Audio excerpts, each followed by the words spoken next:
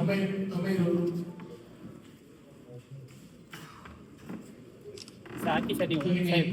ಮಾಜಿ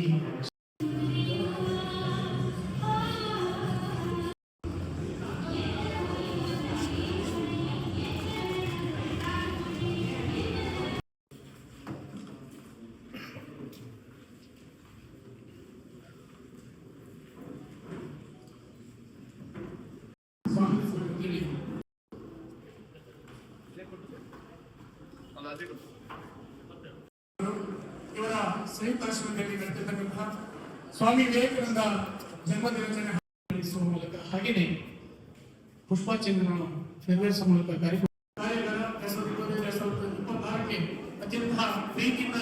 ತಮಗೆಲ್ಲರಿಗೂ ಸ್ವಾಗತವನ್ನು ಬಯಸ್ತಾ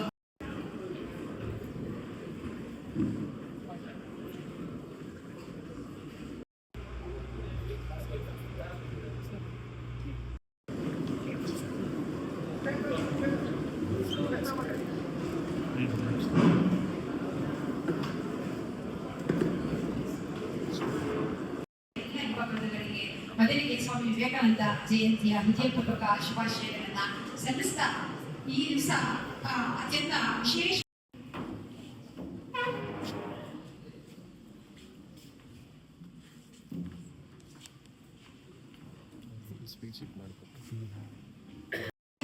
ಸನ್ಮಾನ್ಯ ಶ್ರೀ ಕುಮಾರಸ್ವಾಮಿ ಅವರನ್ನ ಕೂಡ ಅತ್ಯಂತ ಗೌರವದಿಂದ